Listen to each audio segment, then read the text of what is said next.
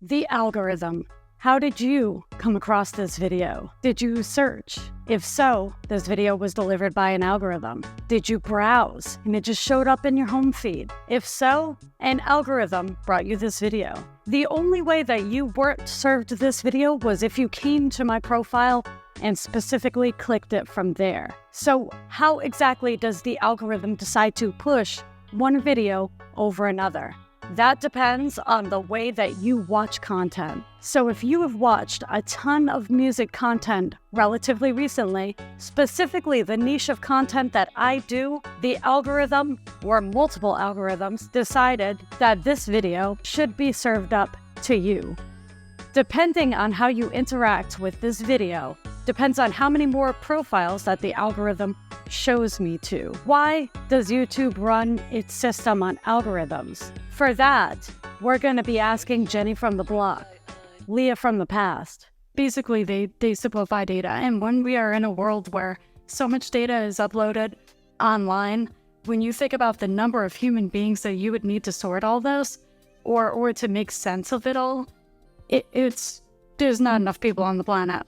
There are multiple different algorithms that handle different pieces of data. And with the amount of content uploaded to YouTube daily, no human beings can actually figure out how to manage all of those videos. So you have to leave it up to a system. If this video is bringing you any value whatsoever, in the description you can buy me a coffee. If you don't want to do that, a subscribe would mean the world. Why does the algorithm purposely leave some creators suppressed? Why does it not surface their videos? There are many different reasons that an algorithm could decide not to surface your video.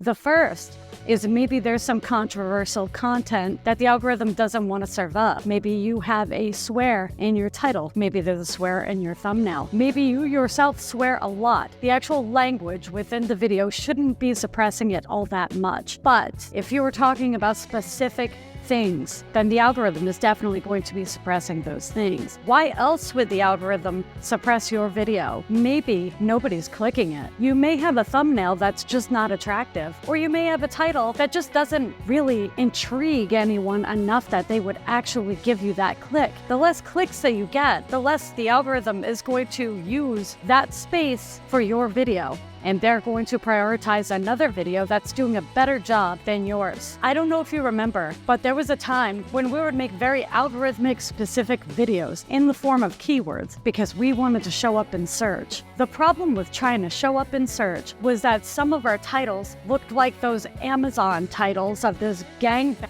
word salad that nobody was actually going to watch because the title wasn't made for them.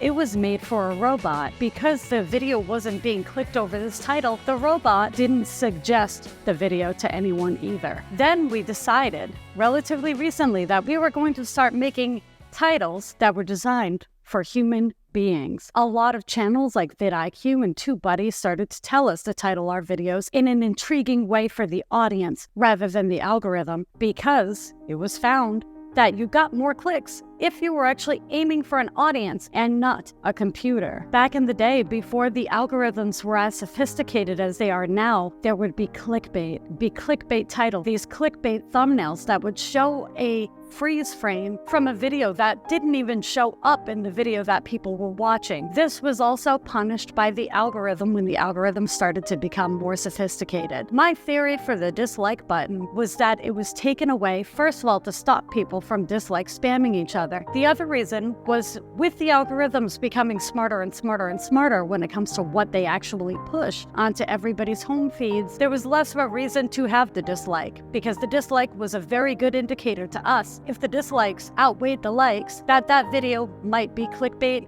it might not be in the correct language, or it might just be a terrible video in general. For years, I've struggled with this channel because I've done everything right, according to the way that people told me to do everything right. And I know if you're watching this, you're probably struggling in the exact same way. You can't figure out why you're getting so few impressions, why no one's clicking any of your videos, and why you're not getting those views that you feel like you deserve. The fact is, you have to give people a reason to click. It's really difficult with a type beat channel. Even huge type beat channels are starting to suffer. The reason listening to a type beat is something that someone goes to YouTube specifically to do that day. It's not an everyday thing, and no one's going to go onto YouTube to actively search out type beats from different creators. You need something intriguing on your type beat channel. Most likely, you need your face to be in your type beat videos. But if you can't do that, some kind of story, or even some kind of lyric video or something, your voice, a voiceover, there needs to be a reason for somebody to care about your type beat. Throughout the years of my channel, I've done both type beats, and I also got onto camera and I would explain things. But I was slow. I did not deliver the information in a way that anybody could possibly be interested in. And I was in that same boat of people thinking that the algorithm was suppressing me for some reason. Maybe I was shadow banned. Maybe there was just something wrong. Maybe the system was glitching. Maybe I should start a new channel. But I had multiple channels in the past that were very successful. For some reason, this music channel was a channel that I just could not grow. And then one day, it clicked. I'm giving people a reason to watch, but when they click on my video, I'm not getting into the subject right away. They're not staying. My retention starts off at 100, as all retention does, but very, very quickly, within the first 10 seconds, it's falling to like 15% retention rates. I couldn't figure out why that was happening, because I couldn't look at my own content objectively, because I knew how many hours I spent editing it, and I knew how difficult it was to film at the time. One day, you're gonna objectively look at your own content, and it's just going to click that it's not the algorithm that's against you, it's the audience. The algorithm is the most simplistic system in the world, because all it does is try to figure out what the audience wants to see. It doesn't matter what's inside of your video. It could be a cake baking video or a music video. If the algorithm is seeing that the audience is enjoying it, the algorithm is going to push that higher. The theory that an algorithm or the multiple algorithms that YouTube puts into place are against you, it doesn't make any sense. If YouTube had its way, it would keep you on this platform for the rest of your life. You would never, ever stop watching videos. You would never click away, ever. So why would it make sense for YouTube to suppress good content? When your content is being suppressed, it's because there's no reason to click. Maybe the thumbnail isn't great, maybe the title isn't great, or you're getting those clicks, but nobody's staying till the end. Nobody's even staying until the middle. So all you're doing is feeding the system data.